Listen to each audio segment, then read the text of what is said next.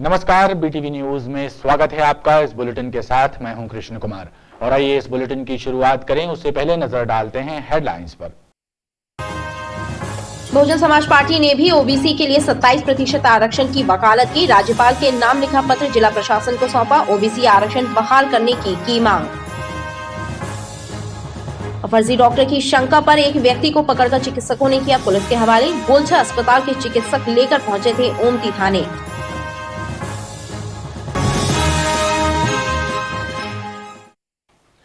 Street vendors को आत्मनिर्भर बनाने के लिए चलाई जा रही प्रधानमंत्री स्वनिधि योजना बैंकों के दरवाजों पर दम तोड़ रही है। अलग अलग बैंकों में करीब 4000 आवेदन पेंडिंग हैं, जिन पर बैंक स्वीकृति की मुहर नहीं लगा रही है।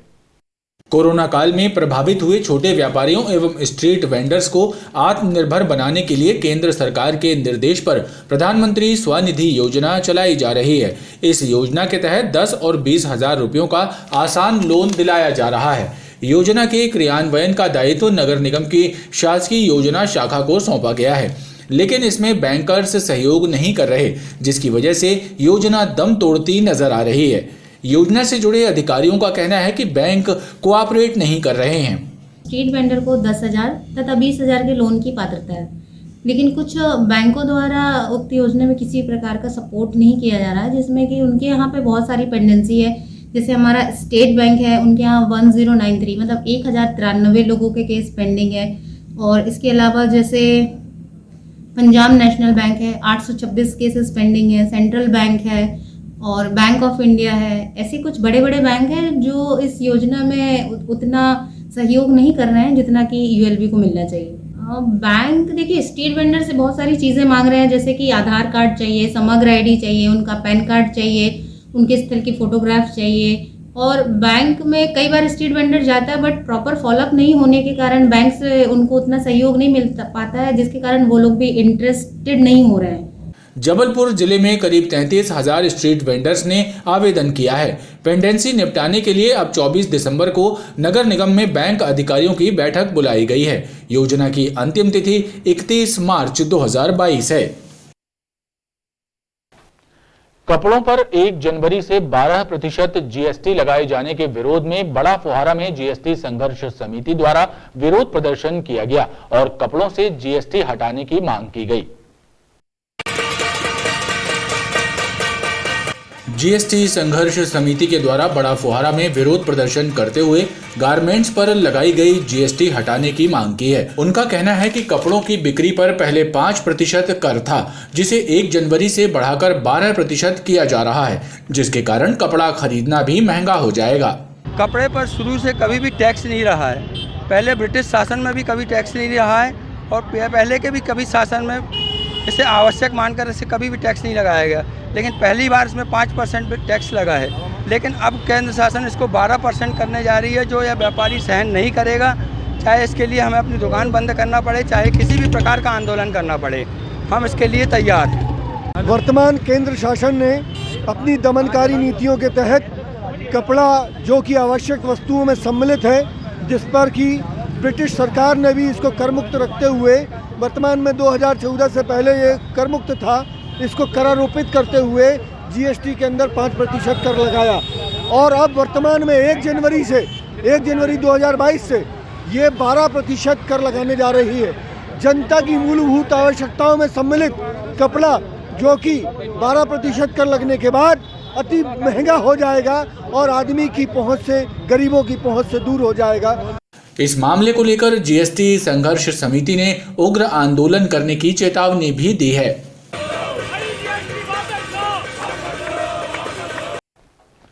केरल में भाजपा पिछड़ा वर्ग मोर्चा के एक पदाधिकारी की हत्या की घटना से आक्रोशित भारतीय जनता पार्टी पिछड़ा वर्ग मोर्चा ने मालवीय चौक में केरल के मुख्यमंत्री का पुतला दहन कर विरोध जताया।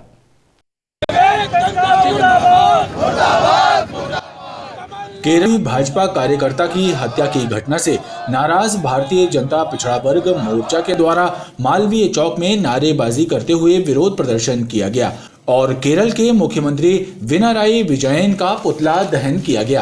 मुर्दाबाद, मुर्दाबाद, मुर्दाबाद, केरल के मुख्यमंत्री मुर्दाबाद, मुर्दाबाद, मुर्दाबाद, मुर्दाबाद। पिछड़े वर्ग की हिमायती बनने वाले सारे दलों के चेहरे बेनकाब होते नजर आ रहे हैं। हम सब यहाँ पर केरल के मुख्यमंत्री जिन्होंने हमारे पिछड़े वर्ग के जो नेता थे, वहाँ के अध्यक्ष थे, उनकी हत्या के मामले में दोषी हैं, उसके विरोध में केरल के मुख्यमंत्री का पुतला जलाया। इसके साथ ही मध्य प्रदेश में आप सबको ज्ञात हो कि पंचायत के चुनाव आ रहे हैं। पंचायत के चुनाव में पिछड़ा वर्ग को समानता प्रतिनिधित्व देने के लिए जनता की प्रतिनिधित्व जनता के दरबार तक हो, ग्राम पंचायत तक हो और बूथ तक हो, वार्ड तक हो, उसके लिए पिछड़े वर्ग को आरक्षण दिया गया था। केरल के अंदर जिस प्रकार से भारतीय जनता पार्टी के लोग कार्यकर्ताओं की हत्या की जा रही है, राष्ट्रीय स्वयंसेवक संघ के ऐसे कार्यकर्ताओं की हत्या की जा रही है और साजिशन वहाँ के जिला प्रशासन वहीं के लोकल के कार्यकर्ताओं को ही उनमें दोषी बनाकर उनके साथ अब गलत कार्रवाइयाँ की जा रही है। ऐसे केरल की सरकार की हम लोग घोर निंदा करते हैं। रणजीत श्रीनिवासन की हत्या करवाने में पूरा हाथ पिनराई विजयन का रहा है और आज स्थिति केरल में ये हो गई, यदि आप तिलक लगा के निकलते हैं, यदि आप हाथ में कलावा बांध के निकलते हैं तो आप निश्चित नहीं है कि आप वापस घर सुरक्षित पहुंच जाएंगे। पूरे केरल प्रदेश को हिंदू विहीन करने की राजनीति पूरी तरह से वहां पे जोर मार रही है। भाजपा नेताओं ने आक्रोश व्यक्त करते हुए कहा कि केरल में तुष्टीकरण की राजनीति चल रही है, कानून व्यवस्था बिगड़ चुकी है और अपराधियों के हौसले भी बुलंद हैं। अजमेर शरीफ दरगाह कमेटी के चेयरमैन एवं भाजपा नेता आमीन पठान ने बताया कि केंद्र सरकार की मदद से अजमेर शरीफ में कई विकास कार्य हो रहे हैं ताकि देश और दुनिया से आने वाले जायरीनों को असुविधा ना हो। जबलपुर प्रवास पर आए अजमेर शरीफ दरगाह कमेटी के चेयरमैन एवं राजस्थान क्रिकेट कंट्रोल बोर्ड के उपाध्यक्ष आमीन पठान ने पत्रकारों से चर्चा करते हुए बताया कि केंद्र सरकार की मदद से अजमेर शरीफ में कई बड़े कार्य कराए जा रहे हैं। एक विश्वविद्यालय एवं हॉस्पिटल बनाए जाने का काम तेजी से हो रहा है। अजमेर शरीफ हिंदू मुस्लिम एकता और गंगा जमुनी तहजीब का प्रतीक बना हुआ है। ये नफ़रतें ख़त्म करने का सबसे अच्छा तरीका इन संतों के जो ये मरकज़ है, जो स्थान है, सूफियों की दरगाहें, खानकाहें, वहाँ से अमन और भाईचारे का संदेश जाए। हमने वहाँ पे एक अस्पताल का भी काम शुरू किया है, दरगाह के गेटों को बढ़ाने का काम शुरू किया है और अकबरी मस्जिद जो कि आपको पता होगा कि जब अकबर बादशाह के ज़माने में बनी थी, वो ख्वाजा साहब के बाद में अकबर बादशाह आए थे, शाहजहानी मस्जिद, इन सब जगहों पे वहाँ पे काम हम लोग करवा रहे हैं ताकि जायरीन की सुविधाएं रहे, जायरीनों को कोई तकलीफ ना हो। आमीन पठान का कहना है कि देश की तरक्की के लिए अजमेर शरीफ में हर दम दुआएं होती हैं। देश विदेश से आने वाले जायरीनों की सुविधा के लिए कई महत्वपूर्ण कार्य कमेटी द्वारा कराए जा रहे हैं। गौर तिराहे पर स्थित किराना दुकान संचालक के साथ नशे में धुत 3 युवकों ने मारपीट करते हुए तलवार से हमला कर दिया। घायलों की रिपोर्ट पर कार्रवाई करते हुए 2 आरोपियों को गिरफ्तार कर लिया गया है। गौर तिराहे पर किराना दुकान संचालित करने वाले अजीत जैन और ऋषभ जैन पर तलवार से हमला किए जाने की घटना सामने आई है। इस घटना के बाद क्षेत्र के व्यापारी और पीड़ित पक्ष गौर चौकी पहुंचे, जहां पर उन्होंने रिपोर्ट दर्ज कराई कि नीमखेड़ा में रहने वाला कंजा उर्फ अरुण पटेल, धनराज और चिंटू नशे में धुत होकर उनकी दुकान के चक्कर लगा रहे थे। फिर अचानक गाली गलौज करते हुए उन्होंने मारपीट शुरू कर दी और तलवार से भी हमला कर दिया, फिर फरार हो गए।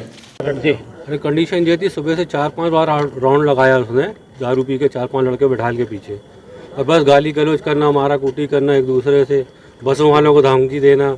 उसके बाद ऑटो वाले को तोड़ा फोड़ी की, उसकी एक पिकअप वाले की तोड़ा फोड़ी की उसने।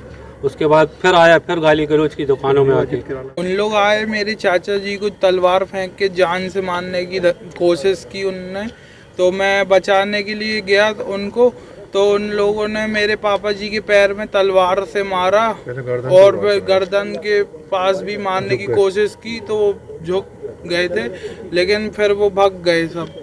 पुलिस ने कंजा और धनराज को गिरफ्तार कर लिया है और चिंटू की तलाश जारी है। शाम को तकरीबन 4:30 बजे गौर तिराहा पे दुकान के सामने ऋषभ कुमार जैन और अजीत कुमार जैन के साथ 3 लड़कों ने शराब पी के पैसे की मांग करी और मारपीट करी है। इसमें मुकदमा कायम करके और विवेचना की जा रही है। बताया जा रहा है कि तीनों आरोपी दुकान संचालक से रुपयों की मांग कर रहे थे। कुंडम में एक नाबालिग लड़की के साथ उसके घर में रहने वाले किराएदार युवक ने दुष्कर्म की घटना को अंजाम दे दिया। लड़की गर्भवती हो गई, जिसके बाद उसके परिजनों ने कुंडम थाने पहुंचकर रिपोर्ट दर्ज कराई। पुलिस ने आरोपी को गिरफ्तार कर लिया है। कुंडम में रहने वाली एक नाबालिग लड़की के साथ उसके घर में पहले किराएदार रहे युवक ने उसकी दीदी के घर में आयोजित कार्यक्रम के दौरान छत पर ले जाकर दुष्कर्म किया। रेप की घटना के बाद लड़की गर्भवती हो गई और तब परिजनों को ये बात पता चली, जिसके बाद पीड़िता के परिजनों ने थाने में रिपोर्ट दर्ज कराई है। उसकी दीदी के यहाँ वहाँ जून 21 में पार्टी थी, पार्टी का खाना बन रहा था, तो उस पीड़िता ने ये बताया है कि छत के ऊपर जो है इसके साथ ज़बरदस्ती की गई और इसको मालूम नहीं चला। बाद में ये गर्भवती हो गई और जब इसकी जांच कराई तो मालूम चला। पुलिस ने आरोपी को गिरफ्तार कर लिया है। कोरोना संक्रमण की तीसरी लहर के बीच जिले में कोरोना संक्रमण की रफ्तार थमी हुई है। हालांकि इस राहत भरी खबर के बाद भी जिला प्रशासन लोगों से सतर्कता बरतने की अपील कर रहा है। बुधवार को जारी हुई 5,606 सैंपलों की परीक्षण रिपोर्ट में से एक भी व्यक्ति में कोरोना की पुष्टि नहीं हुई है। हालांकि कोरोना संक्रमण मुक्त होने पर एक व्यक्ति को डिस्चार्ज किया गया है। सर्दी का कहर लगातार जारी है। जबलपुर में न्यूनतम तापमान 6.3 डिग्री सेल्सियस रहा, जो कि सामान्य से 4 डिग्री कम था, और अधिकतम तापमान 25.3 डिग्री सेल्सियस दर्ज किया गया।